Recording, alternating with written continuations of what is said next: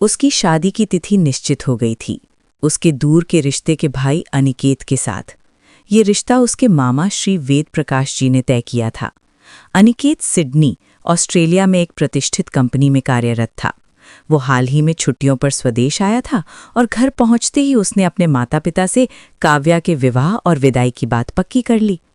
अनिकेत की माता इस संबंध से अधिक प्रसन्न नहीं थीं, किंतु अपने पुत्र के हठ के आगे उन्हें झुकना पड़ा। काव्या के माता पिता का देहांत तब हो गया था जब वो मात्र 10 वर्ष की थीं। उनके जाने के बाद काव्या का जीवन पूरी तरह बदल गया और कई पारिवारिक रहस्य अनकहे ही रह गए। जब उसके पिता के परिवार वालों ने उसे आश्रय देने से मना कर दिया तो उसके मामा वेद प्रकाश उसे अपने घर ले आए। उसकी देखरेख उसकी मामी ने ही की थी। मामी की 2 पुत्रियां थीं, पायल और निशा। वे दोनों आयु में काव्या से बड़ी थीं और उस पर सदा अपना रौब जमाती थीं। उस घर में काव्या के साथ बिल्कुल सेवकों जैसा व्यवहार किया जाता था। मामी मामा के सम्मुख तो काव्या से स्नेह का ढोंग करती थीं, किंतु वास्तव में वे उससे अत्यंत द्वेष रखती थीं। यही कारण था कि जब अनिकेत के परिवार ने विदाई की तिथि मांगी तो मामी को बहुत बुरा लगा। मंजू देवी, मामी ने मुंह बनाते हुए कहा, अभी इसकी आयु ही क्या है, मात्र 19 वर्ष, और उन्हें अभी इसकी विदाई चाहिए। आप मना कर दीजिए। पर्दे की ओट से ये सब सुनती काव्या की आंखें डबडबा गईं। वो सदैव इस प्रतीक्षा में थी कि एक दिन उसके सपनों का राजकुमार आएगा और उसे इस कष्टकारी घर से ले जाएगा। वो अनजाने में अनिकेत को ही पसंद करने लगी थी, और अब जब ईश्वर ने उसकी सुन ली थी तो उसकी मामी मार्ग में बाधाएं उत्पन्न कर रही थी। मैं उन्हें वचन दे चुका हूं और तिथि निश्चित हो गई है, अब मैं पीछे नहीं हट सकता, मामा वेद प्रकाश ने दृढ़ता से कहा। परंतु आप जानते हैं कि निशा और पायल उससे बड़ी हैं, पहला अधिकार उनका है। आप काव्या का विवाह पहले कैसे कर सकते हैं? मामी ने एक और तर्क दिया। निर्णय हो चुका है मंजू, छोटी हो या बड़ी, अनिकेत को वापस सिडनी जाना है और वो काव्या को अपने साथ ले जाना चाहता है, मामा ने अंतिम निर्णय सुनाया। वाह, क्या भाग्य पाया है आपकी भांजी ने भी, मंजू देवी चिढ़ते हुए बोली। सब भाग्य का खेल है मंजू, अब तैयारी आरंभ करो, इसी शुक्रवार को विवाह संपन्न होगा, मामा अपनी जगह से उठते हुए बोले। मामी के हृदय पर सांप लौटने लगे, पर वे विवश थीं। काव्या अपने छोटे से भंडार कक्ष में आई, जिसे वो अपना कमरा कहती थी। द्वार बंद करते ही उसके अधरों पर एक मधुर मुस्कान खिल उठी। उसे लगा जैसे ईश्वर ने उसके धैर्य का उत्तम फल दे दिया है। वो जितना कृतज्ञ होती कम था। देहरादून में रहने वाले वेद प्रकाश जी का भवन बहुत विशाल था, किंतु उस घर के निवासियों के हृदय अत्यंत संकुचित थे। 10 वर्ष की आयु से ही काव्या ने वहां बहुत कष्ट सहे थे, यहाँ तक कि मामी और उनकी पुत्रियों की मार भी खाई थी, पर कभी विरोध नहीं किया। उसे अपने ईश्वर पर पूर्ण विश्वास था कि उसके संघर्ष का सुखद परिणाम होगा। वो मानती थी कि पति ही अपनी पत्नी को मान सम्मान दिला सकता है। उसने लज्जा से अपना मुख अपने हाथों में छिपा लिया। दूसरी ओर शहर की रातें रोशनी से जगमगा रही थीं। चारों ओर महंगे इत्र की सुगंध और संगीत का शोर था। श्वेत कोट और काली पतलून पहने विक्रम प्रताप ने अपनी घड़ी पर समय देखा। रात के 11 बज रहे थे। वो एकांत में था, किंतु एकांत उसकी आदत नहीं थी, ये उसकी शक्ति थी। वीआईपी खंड की बालकनी से बाहर का दृश्य अत्यंत स्पष्ट था। नीचे झूमते हुए लोग, मदिरालय के समीप हंसते चेहरों वाली युवतियां, और उन सब के मध्य वो विशेष मेज जहां विक्रम के लिए उसकी पसंदीदा मदिरा रखी गई थी, बिना बर्फ के, जैसा उसे भाता था। कैसे हो विक्रम? अचानक तनीषा ने आते ही उसे पुकारा। वो एक आधुनिक और स्वतंत्र विचारों वाली युवती थी। उसकी वेशभूषा भी पश्चिमी थी और वो विक्रम पर मोहित थी, किंतु विक्रम एक कठोर स्वभाव का व्यक्ति था। उसकी दृष्टि में ऐसी स्त्री का कोई अस्तित्व नहीं था जिससे उसका व्यक्तिगत कोई सरोकार न हो। तुम यहाँ इस समय? मदिरा का पात्र होठों से लगाते हुए उस प्रभावशाली नीली आंखों वाले पुरुष ने उससे दृष्टि हटा ली। हाँ, थोड़ा मन शांत करने आई हूं, तनीषा ने कहा। मन शांत करने आई हो या करने? अर्थपूर्ण लहजे में कहते हुए वो अपनी जगह से उठ खड़ा हुआ। तनीषा को उसकी बात अत्यंत अप्रिय लगी। विक्रम, तुम मेरा अपमान कर रहे हो, वो भी क्रोधित होकर उठी।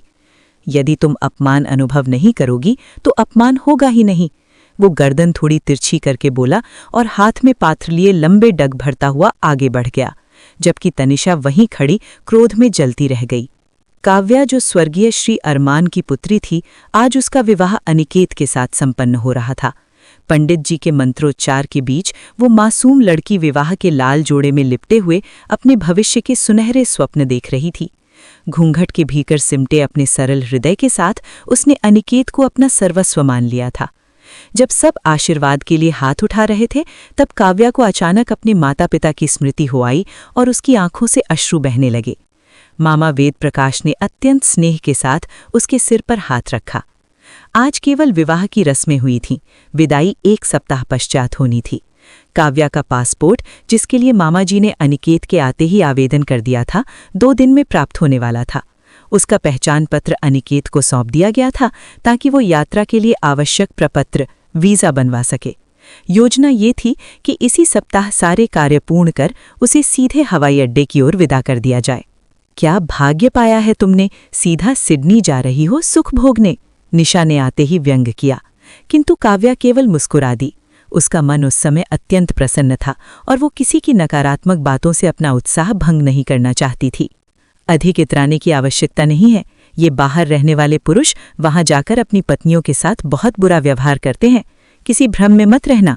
हो सकता है कि अनिकेत ने वहां पहले से कोई विवाह कर रखा हो और तुम्हें केवल एक सेविका बनाकर ले जा रहा हो। पायल की इस बात ने काव्या का रंग उड़ा दिया। उसके हृदय की धड़कन मंद पड़ गई। वे दोनों बहनें उसे मानसिक रूप से प्रताड़ित करने का कोई अवसर नहीं छोड़ती थीं। ऐसा कुछ नहीं है। मामा जी ने मेरा हाथ उनके हाथ में दिया है और अनिकेत ऐसे व्यक्ति नहीं है, वो स्वयं को दिलासा दे रही थी।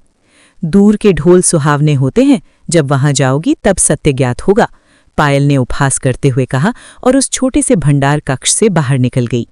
काव्या पिछले 9 वर्षों से उस घुटन भरे कमरे में रह रही थी।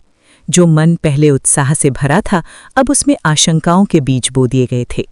अनिकेत, मुझे एक बात समझ नहीं आई, आखिर तुम चाहते क्या हो? इतनी शीघ्रता में काव्या से विवाह किया और अब उसे अपने साथ विदेश ले जा रहे हो। आखिर उसमें ऐसी क्या विशेषता है? अनिकेत की माता सुमन देवी ने अपने पुत्र से स्पष्ट प्रश्न किया। माँ, वो मेरी पत्नी है, मैं उसका उत्तरदायित्व उठा सकता हूँ। जहाँ मैं रहूंगा वो भी मेरे साथ रहेगी, इसमें आपत्ति की कोई बात नहीं है। अनिकेत ने अपना सामान व्यवस्थित करते हुए कठोर स्वर में कहा। आज तक माँ और बहन का विचार तो तुम्हें आया नहीं कि हमें भी बुला लो, पर पत्नी के लिए 1 सप्ताह में सब प्रबंध कर लिया। वाह बेटा, माँ ने कटाक्ष किया। आपको जो उचित लगे सोचिए, मुझे विलंब हो रहा है। मेरी उड़ान का समय समीप है और मुझे काव्या को भी साथ लेना है। अब आप आशीर्वाद के साथ विदा करना चाहती हैं या केवल ताने ही देंगी? अनिकेत ने अपना बैग उठाते हुए पूछा। सुमन देवी की आंखों में आंसू आ गए। उन्होंने उसका मस्तक चूमा और कहा, अपना ध्यान रखना, मेरा आशीर्वाद सदैव तुम्हारे साथ है। गाड़ी में काव्या को साथ लेकर अनिकेत अब हवाई अड्डे के मार्ग पर था। काव्या पूरी राह मौन रही। वो अपने साथ बहुत कम सामान लाई थी। उसने स्वयं को एक बड़ी चादर में लपेट रखा था। वो पहली बार इस प्रकार घर से बाहर निकली थी। अनिकेत उसका पति तो था, पर अब तक उसके लिए एक अपरिचित जैसा ही था। हवाई अड्डे के भीतर प्रवेश करते समय काव्या के कदम धीमे थे। क्या हुआ, इतनी मंदगति से क्यों चल रही हो? अनिकेत ने पीछे मुड़कर पूछा। काव्या को समझ नहीं आया कि वो किस भाव से बात कर रहा था, पर वो शीघ्रता से उसके साथ चलने लगी। विमान में अपनी सीट पर बैठते ही अनिकेत ने एक लंबी सांस ली, जैसे कोई बहुत बड़ा लक्ष्य प्राप्त कर लिया हो। काव्या ने तिरछी दृष्टि से उसकी ओर देखा। वो अत्यंत शांत होकर बैठा था। काव्या को ये व्यवहार विचित्र लगा, जैसे एक पति अपनी पत्नी से इतना उदासीन कैसे हो सकता है। अनिकेत ने एक बार भी उसकी ओर प्रेमपूर्ण दृष्टि से नहीं देखा था, जैसे वो अकेला यात्रा कर रहा हो। सो जाओ, यात्रा लंबी है, लगभग 7 घंटे लगेंगे। जागती रहोगी तो थकान हो जाएगी और तुम तरोताज़ा नहीं रह पाओगी, उसने बिना काव्या की ओर देखे कहा। काव्या ने इसे उसकी चिंता समझा और मन ही मन मुस्कुरा दी। उसे लगा शायद वो अभी संकोच कर रहे हैं। सिडनी हवाई अड्डे से निकलने में उन्हें काफी समय लगा। अब वे एक वाहन करके अपने फ्लैट की ओर बढ़ रहे थे। उपन्यासों की दुनिया में रहने वाली काव्या खिड़की से बाहर की सड़कों और यातायात को देखकर रोमांचित हो रही थी। वो इस नए शहर के बारे में सोच रही थी, किंतु अनिकेत के मस्तिष्क में क्या चल रहा था, ये निर्दोष युवती इससे पूर्णतः अनभिज्ञ थी। 1 घंटे पश्चात वे अपने आवास पर पहुंच गए। उसने मुख्य द्वार का ताला नहीं खोला, बल्कि घंटी बजाई। द्वार खोलने वाली एक अत्यंत रूपवती युवती थी। अनिकेत को देखते ही उसके चेहरे पर जो प्रसन्नता की लहर दौड़ी, वो काव्या की नज़रों से ओझल न रह सकी। बहुत विलंब कर दिया तुमने, मैं कब से प्रतीक्षा कर रही हूँ, उस युवती ने शुद्ध हिंदी में कहा, किंतु काव्या की उपस्थिति को पूरी तरह अनसुना कर दिया। बस थोड़ा समय लग गया। अनिकेत सामान लेकर भीतर प्रविष्ट हुआ। काव्या भी उसके पीछे पीछे अंदर आई। उसका चेहरा जो पहले उत्साह से प्रफुल्लित था, अब कुम्हला गया था। वो इस परिस्थिति को समझ नहीं पा रही थी। उसके मस्तिष्क में उसकी चचेरी बहनों की बातें गूंज रही थी। क्या वो सच में यहाँ एक दासी बनकर आई है? अभी उसकी अग्नि परीक्षा समाप्त नहीं हुई थी। काव्या, ये मेरी सहेली जिनी है और हम यहाँ साथ रहते हैं। और जिनी, ये मेरी पत्नी है। अनिकेत ने जिनी की आंखों में देखते हुए अर्थपूर्ण मुस्कान के साथ कहा। जिनी भी मुस्कुरा दी। तुमसे मिलकर प्रसन्नता हुई। आओ, मैं तुम्हें तुम्हारा कक्ष दिखा दूं। उसका बैग उठाते हुए जिनी बोली, किंतु काव्या के मुख से अनायास ही निकल गया, किंतु मेरा कक्ष तो अनिकेत का ही कक्ष होगा ना। जिनी के चेहरे के भाव तुरंत बिगड़ गए। बहुत अभिलाषा है तुम्हें रात को पुरुष के साथ रहने की। अभी तुम्हारी आयु ही क्या है? धैर्य रखो, अभी उसे अपना भविष्य बनाने दो। यदि वो तुम्हारे साथ एक ही कक्ष में सोएगा तो अगले वर्ष तुम्हारी गोद में बालक होगा। तब वो बालक को पालेगा, तुम्हें संभालेगा या अपना भविष्य बनाएगा? तुम उस पर भार बनने आई हो क्या? जिनी की इन कटु बातों से काव्या का चेहरा अपमान से लाल हो गया।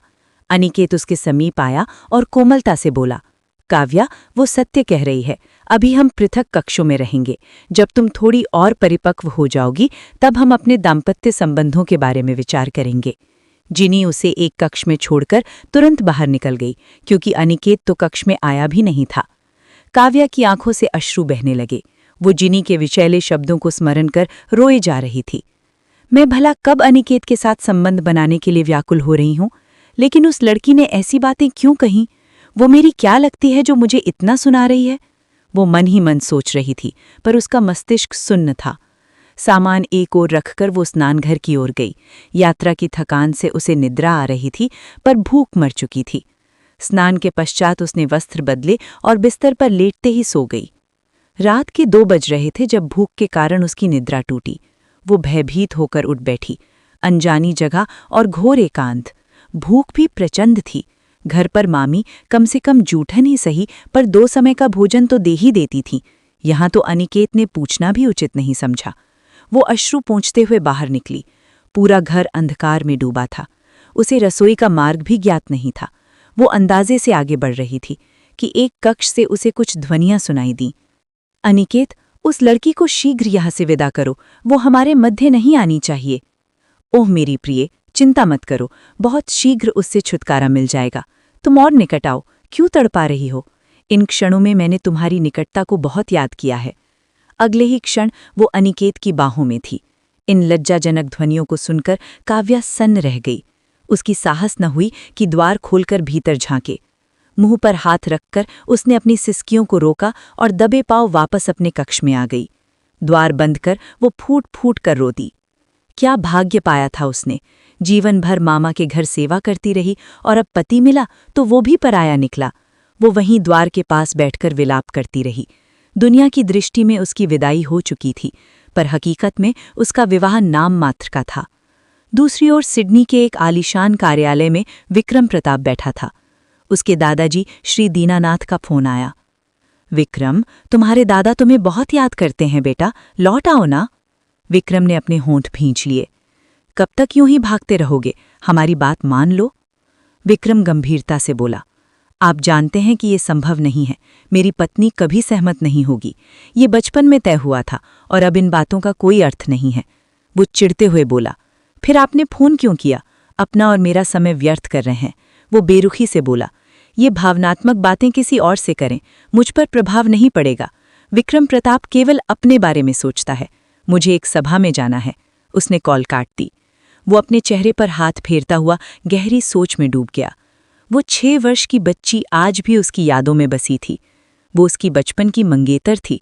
विवाह के कानूनी दस्तावेज आज भी उसके पास सुरक्षित थे और वो किसी भी मूल्य पर उसे छोड़ने वाला नहीं था।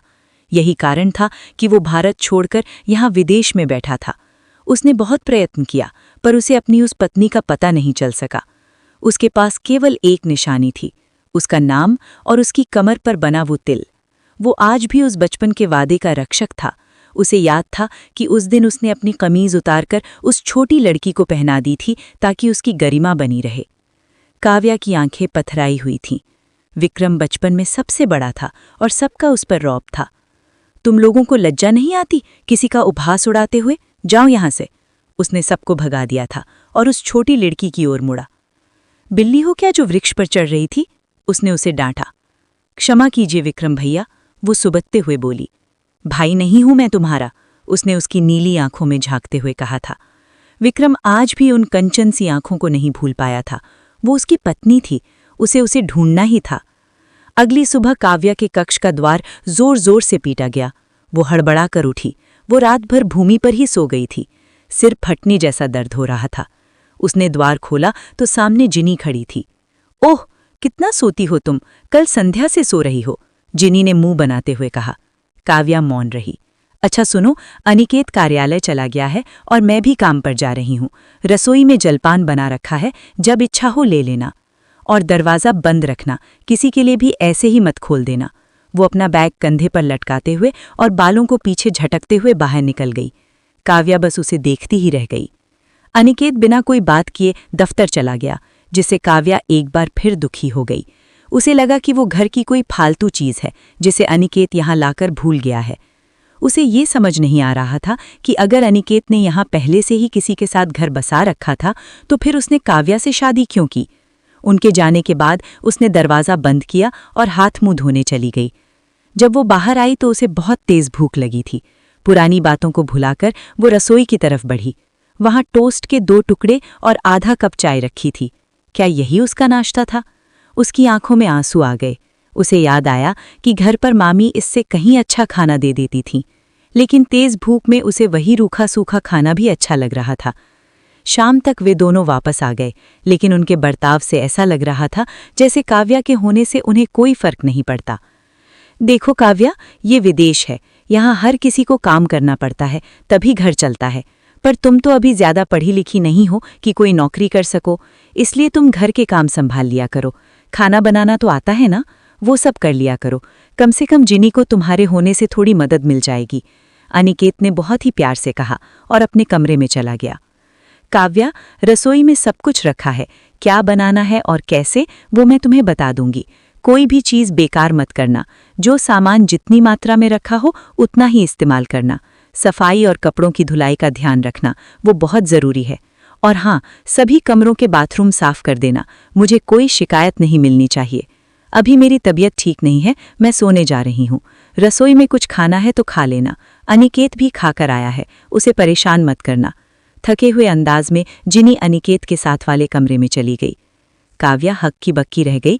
क्या वो यहाँ नौकरानी बनकर आई थी जो वे दोनों उस पर हुक्म चला रहे थे? लेकिन वो मजबूर थी। ज्यादा पढ़ी लिखी न होने की वजह से अब उसे यही सब करना था।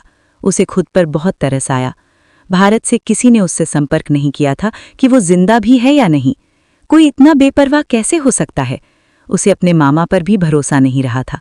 उसकी आंखों से फिर आंसू बहने लगे। आपने ऐसा क्यों किया श्री वेद प्रकाश जी? अकेले पाते ही मंजू देवी उनके पास आकर बैठी।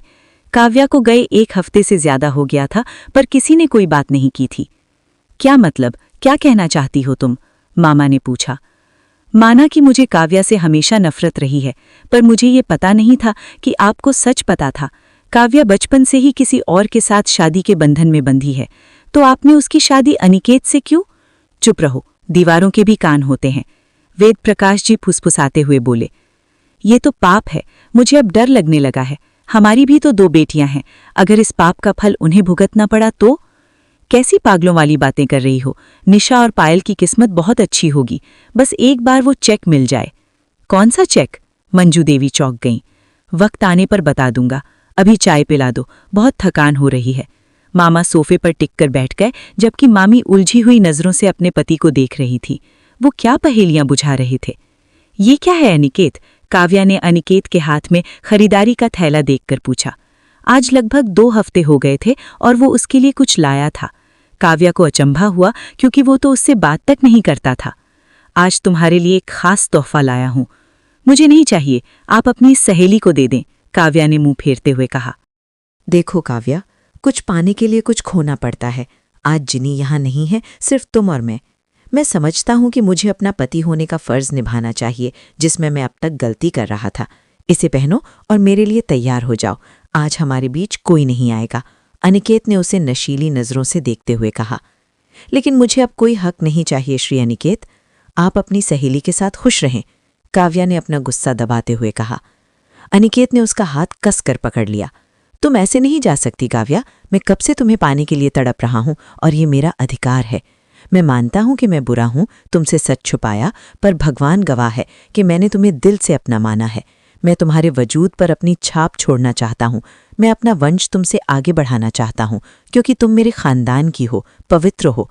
क्या तुम मेरी बनोगी? वो उसे अपनी बातों के जाल में उलझा रहा था और वो भोली लड़की उलझती जा रही थी। ये लो, इसे पहनो और तैयार हो जाओ। आज मैं तुम्हें दुल्हन के रूप में देखना चाहता हूं। उसने थैला उसके हाथ में थमाया और उसे कमरे की तरफ धकेल दिया। काव्या उलझन में थी। उसका दिल बिल्कुल राजी ना था, पर क्या वो विद्रोह कर सकती थी? थैला खोला तो उसमें लाल रंग का बहुत ही सुंदर लहंगा था। उसे पहनकर वो शीशे के सामने खड़ी हुई। बिना किसी बनाव श्रृंगार के भी वो अप्सरा जैसी लग रही थी। उसका तन और मन दोनों पवित्र थे। अभी वो तैयार ही हो रही थी कि उसे बाहर से कुछ आवाजें सुनाई दी। घर में अनिकेत अकेला था तो वो किससे बातें कर रहा था? जिज्ञासा के कारण उसने दरवाज़ा थोड़ा सा खोला और बाहर देखने लगी। कोई दिखाई नहीं दिया, पर बातें साफ सुनाई दे रही थीं। सेठ साहब, जैसा आप कहेंगे वैसा ही होगा। माल बहुत खूबसूरत है, आप देखेंगे तो दिल खुश हो जाएगा। खास आपके लिए भारत से लाया हूं, अब आप नाराज ना हो। ये आवाज़ अनिकेत की थी। अगर मुझे पसंद आई तो मैं तुम्हारा सारा कर्ज माफ कर दूंगा, बस मेरी ये रात यादगार होनी चाहिए। उन अज्ञात सेठ की बातें सुनकर काव्या के पैरों तले से जमीन ही निकल गई। अरे एक बार देख तो लीजिए आप, अनिकेत विनती कर रहा था। कर्ज तो छोड़ा आपने, और मुझे पता है कि आप मुझे अच्छी रकम देने को तैयार हो जाएंगे। ये अब से हमेशा हमेशा के लिए आपकी हुई। अनिकेत की ये बात सुनकर काव्या का दिल चाहा कि वो उसे जान से मार दे। वो होता कौन था उसे इस तरह नीलाम करने वाला? उसकी हिम्मत कैसे हुई? इस पल वो मासूम और डरपोक लड़की बहुत बहादुर बन गई थी। उसका खून खौल उठा था। उसने धीरे से दरवाज़ा बंद किया और खुद को शीशे में देखा। मैं किसके लिए तैयार हुई हूँ? इस बेगैरत इंसान के लिए? पति तो पत्नी का रक्षक होता है, पर यह कैसा रक्षक है जो अपनी ही पत्नी को बेचने चला है? हे ईश्वर, मेरी मदद कर। उसने अपनी आंखों के आंसू पोंछे और कमरे से एक बड़ी सी चादर, शॉल निकालकर खुद को पूरी तरह ढक लिया। इससे पहले कि वो दरवाजे की तरफ बढ़ती, बाहर से दस्तक हुई। काव्या, अरे ओ काव्या, दरवाज़ा खोलो। अनिकेत की आवाज़ सुनते ही उसके हाथ पांव फूलने लगे। अब मैं क्या करूं? ये तो दरवाजे पर ही खड़ा है और यहां से निकलने का कोई और रास्ता भी नहीं है। वो कांपते हुए दरवाजे के पास आ खड़ी हुई। जल्दी करो जान, अब बस तुम और मैं ही तो रह गए हैं, और कितना इंतजार कराओगी? अनिकेत की बात अधूरी रह गई क्योंकि उसके मोबाइल पर फोन आने लगा। वो बात करता हुआ वहां से हटा तो कुछ पल के लिए सन्नाटा छा गया। काव्या ने बहुत धीरे से दरवाज़ा खोला और इधर उधर देखा। वहां कोई नहीं था। वो दबे पांव गलियारे से गुजरी और सीढ़ियों से नीचे उतरने लगी। वो जिस सेठ को साथ लाया था वो ऊपर कमरे में ही था और नीचे इस वक्त कोई नहीं था। काव्या ने बिना सोचे समझे घर का मुख्य दरवाज़ा खोला और सड़क की तरफ भागना शुरू कर दिया। वो नहीं जानती थी कि उसे कहाँ जाना है और इस अनजान शहर सिडनी में उसकी मदद करने वाला भी कोई नहीं था, लेकिन अपनी इज्जत बचाने की खातिर वो पागलों की तरह भाग रही थी। उसे अपनी ईश्वर पर पूरा भरोसा था कि वो कोई न कोई रास्ता जरूर दिखाएगा। अंधेरी रात में वो सिडनी की सड़कों पर भागती जा रही थी। तभी सड़क की दूसरी तरफ से आती धीमी रफ्तार वाली गाड़ी से वो टकराई और झटके से दूर गिर गई। गाड़ी चलाने वाला शख्स जो मोबाइल में खोया हुआ था, उसने घबराकर सामने देखा। अचानक एक लड़की के सामने आ जाने पर उसने फौरन ब्रेक लगाई, लेकिन तब तक गाड़ी उसे टक्कर मार चुकी थी। वो शख्स गाड़ी रोककर फौरन बाहर निकला और उसके पास पहुंचा। क्या तुम ठीक हो? वो घुटनों के बल उसके पास बैठते हुए अपनी आदत के खिलाफ बहुत नरमी से पूछ रहा था। वो विक्रम था। काव्या ने माथे पर हाथ रखा और सामने वाले व्यक्ति को देखने लगी।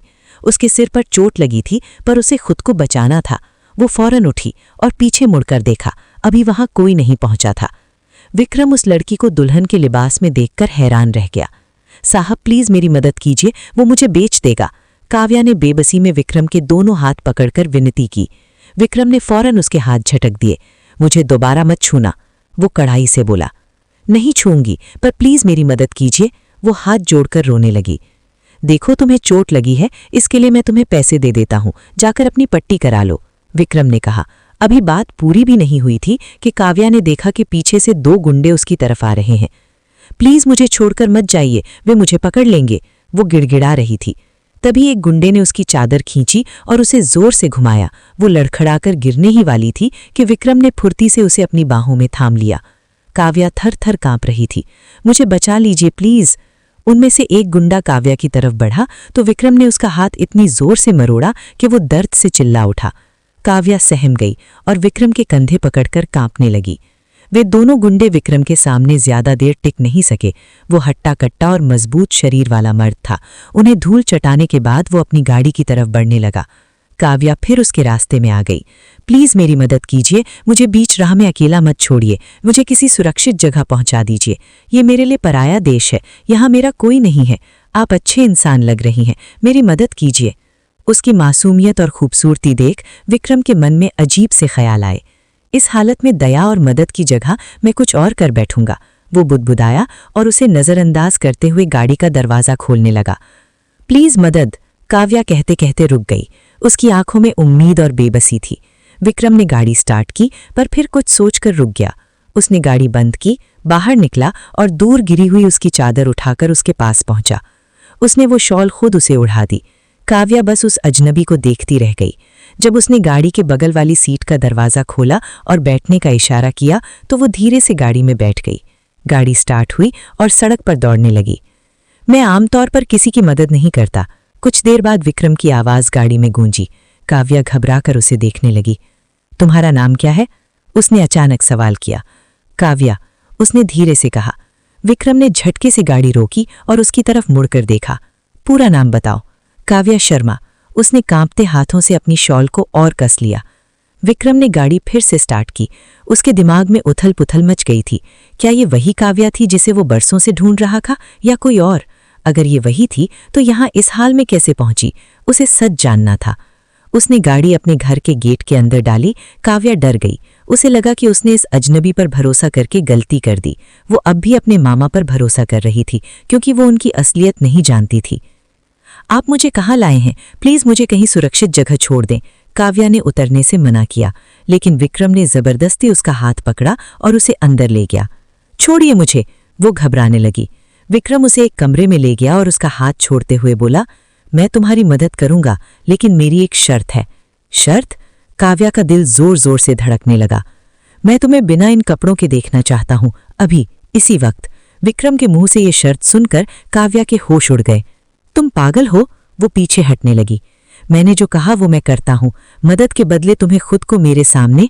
चुप रहिए, खबरदार जो मेरे करीब आए, काव्या गुस्से में चिल्लाई। विक्रम एक ही झटके में उसके करीब आया और उसकी शॉल खींचकर अलग कर दी। काव्या बुरी तरह तड़प उठी। उसे लगा ये शख्स भी उन दरिंदों जैसा ही निकला।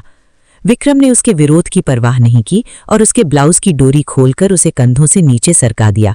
काव्या ने अपनी आंखें बंद कर ली और रोने लगी, लेकिन विक्रम तो बस उसकी कमर पर वो निशान ढूंढ रहा था। और जैसे ही उसकी नज़र उस तिल पर पड़ी, उसने राहत की गहरी सांस ली। ईश्वर का शुक्रिया अदा करते हुए उसने काव्या को खींचकर अपने सीने से लगा लिया। छोड़ो मुझे, जान ले लूंगी तुम्हारी। काव्या शेरनी की तरह बिफरी। विक्रम धीरे से मुस्कुराया। मैं तुम्हें छूने का पूरा हक रखता हूं, तुम मुझे रोक नहीं सकती। क्या बकवास है, मेरी शादी हो चुकी है 15 दिन पहले अनिकेत के साथ। विक्रम का खून खौल उठा। अनिकेत ने तुम्हें छुआ? काव्या ने रोते हुए ना में सिर हिलाया। उसने बताया कि कैसे अनिकेत उसे यहाँ बेचने लाया था। विक्रम ने उसके होठों पर हाथ रखकर उसे चुप कराया। तुम सिर्फ मेरी हो, हमारा बचपन में विवाह हुआ था।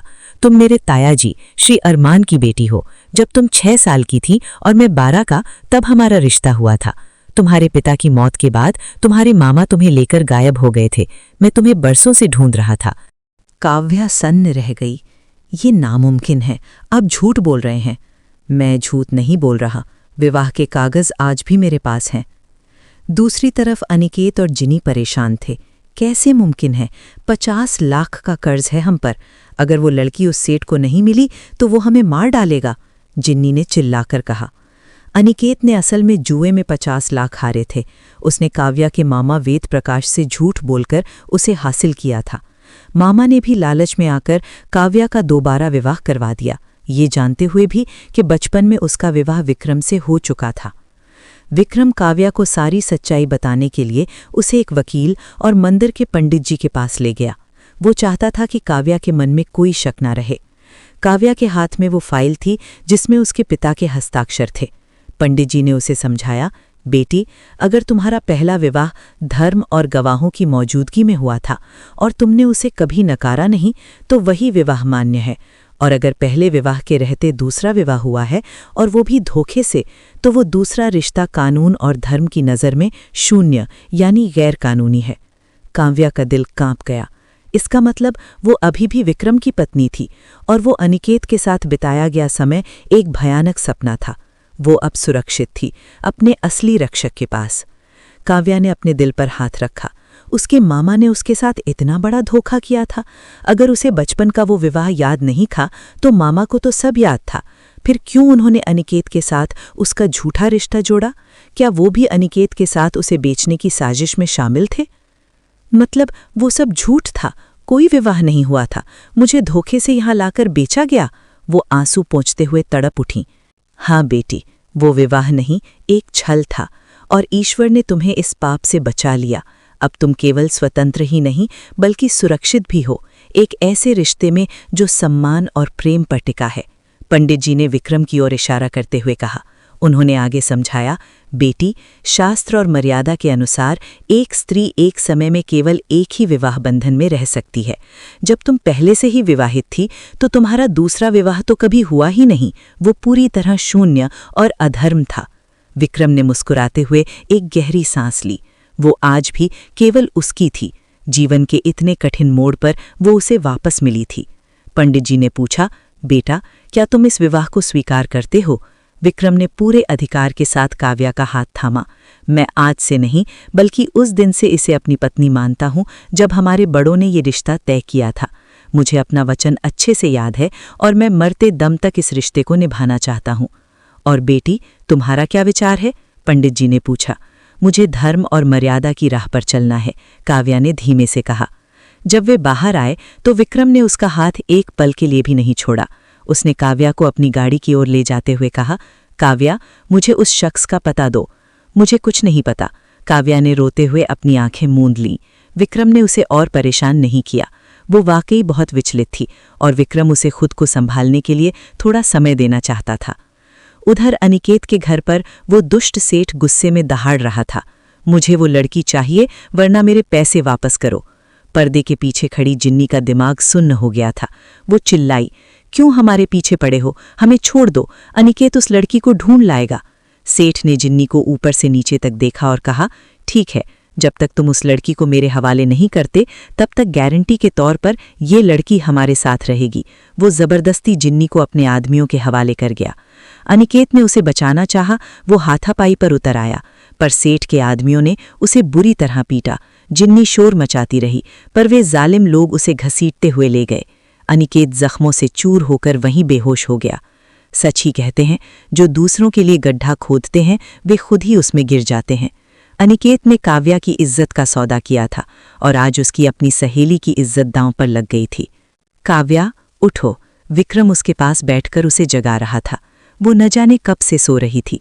इतने दिनों की थकान और डर के बाद आज वो सुकून की नींद सोई थी। कितना सोती हो तुम? विक्रम ने दोस्ताना अंदाज में कहा। मुझे अभी और नींद आ रही है, वो घुटनों में सिर रखकर बोली। ये तो ज्यादती है मेरी जान, मैंने 9 साल तुम्हारा इंतजार किया है और अब तुम मुझे भाव भी नहीं दे रही। विक्रम पीछे हटा और बेड के सिरहाने से लगकर अपना हाथ उसकी ओर बढ़ाया। काव्या थोड़ी झिझकी, फिर उसने विक्रम की चौड़ी हथेली पर अपना हाथ रख दिया। विक्रम ने उसे झटके से खींचकर अपने पास बिठा लिया। काव्या का दिल जोर जोर से धड़कने लगा। डरो मत, मुझे देखो, विक्रम उसकी कमर पर हाथ फेरते हुए बोला। काव्या की पलकें झुक गईं। विक्रम ने बहुत ही प्यार से कहा, काव्या, घबराओ मत, तुम 2 दिन से मेरे पास हो, क्या तुम्हें कभी लगा कि मैंने तुम्हारे साथ कोई जबरदस्ती की है? उसने सिर हिलाकर मना किया। तो बस शांत रहो, मुझे जबरदस्ती पसंद नहीं है। जिस दिन तुम खुद अपनी मर्जी से मुझे स्वीकार करोगी उसी दिन मैं अपना हक मांगूंगा। एक बात पूछूं? काव्या ने हिम्मत जुटाकर पूछा। पूछ लो। विक्रम उसके चेहरे को गौर से देखने लगा। अगर उस शख्स ने मुझे छू लिया होता तो क्या आप तब भी मुझे अपनाते? ये सवाल उसे 2 दिन से अंदर ही अंदर खाए जा रहा था। विक्रम के चेहरे के भाव बदल गए। काव्या, तुम मेरी हो। ईश्वर ने सिर्फ तुम्हें मेरे लिए बनाया है। कोई तुम्हें कैसे छू सकता था? मैंने इतने साल विदेश में रहकर भी खुद को सिर्फ तुम्हारे लिए संभाल कर रखा, अपने जज्बात और अपना तन, सब कुछ तुम्हारे लिए। फिर ईश्वर तुम्हें मुझसे दूर कैसे कर देता? उसने भावुक होकर काव्या के माथे को चूमा। तभी विक्रम के फोन की घंटी बजी। बात सुनते ही वो चौंक गया। ठीक है, तुम उसे देखो, मैं पहुंचता हूं। उसने काव्या से कहा, जल्दी से तैयार होकर नाश्ता करो। मैंने अलमारी में तुम्हारे लिए एक खास पोशाक रखी है, मन हो तो उसे पहनना। मैं अभी आता हूं, अपना ख्याल रखना। वो सीधा अस्पताल पहुंचा। उसका दोस्त काशिश, जो पुलिस इंस्पेक्टर था, वहां मौजूद था। विक्रम, ये शख्स पिछले 2 दिन से अपने फ्लैट पर इसी तरह बेसहारा पड़ा था। पड़ोसियों ने 112 पर फोन किया, तब पुलिस यहां पहुंची। ये वही है जिसे तुम ढूंढ रहे हो। क्या ये अकेला था? मुझे पता चला था कि इसके साथ एक और लड़की थी। विक्रम ने दांत पीसते हुए पूछा। नहीं, ये अकेला मिला है, पर लोगों का कहना है कि कोई गुंडे यहाँ आए थे और एक लड़की को घसीट कर ले गए। विक्रम ने अपने दोस्त काशिश की ओर देखा और कहा, उस लड़की को किसी भी हाल में ढूंढना होगा। आकाश, जितनी ताकत लगानी है लगाओ और जितना पैसा खर्च करना है करो, बस उस आदमी को ढूंढ निकालो। उसकी सजा क्या होगी ये मैं खुद तय करूंगा। विक्रम ने अपने दोस्त से कड़ाई से कहा, जो पुलिस के एक बड़े पद पर तैनात था। जब वो घर लौटा तो शाम का धुंधलका फैल रहा था। काव्या, उसने पुकारते हुए कदम आगे बढ़ाए। सामने का नज़ारा देखकर वो दंग रह गया। काव्या लाल साड़ी में खड़ी थी, वही साड़ी जो विक्रम उसके लिए लाया था। अचानक विक्रम को सामने देख वो बुरी तरह शर्मा गई। वो अभी पूरी तरह तैयार भी नहीं हुई थी। आप इतनी जल्दी आ गए? वो घबराकर पीछे हटने लगी। विक्रम जैसे किसी गहरी चाहत के वश में उसकी ओर बढ़ा। उसने काव्या की कमर में हाथ डालकर उसे अपनी ओर खींचा और अपनी बाहों में भर लिया। बेहद सुंदर। क्या मुझे जान से मारने का इरादा है? उसने प्यार भरे लहजे में कहा और उसके करीब आ गया। आपको जल्दी नहीं आना चाहिए था, काव्या ने बनावटी नाराजगी से कहा। ओह, अब इन अदाओं से घायल करोगी? ये विक्रम प्रताप तो अपनी इस प्यारी पत्नी का दीवाना हो चुका है। उसने दोनों हाथों से उसका चेहरा थामा और पूरे हक से उसकी ओर झुका। काव्या ने घबराहट में उसके कॉलर को अपनी मुट्ठी में दबोच लिया। वे दोनों बिस्तर पर गिरे और विक्रम ने उस तिल के निशान के साथ अपने बचपन के उस पवित्र रिश्ते को पूरी तरह अपना लिया।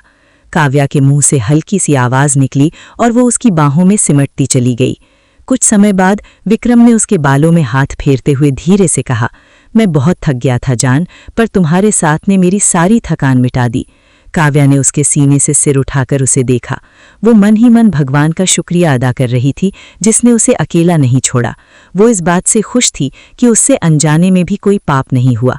विक्रम ने जिस कोमलता से उसे अपना बनाया था, उसने काव्या के सारे डर खत्म कर दिए थे।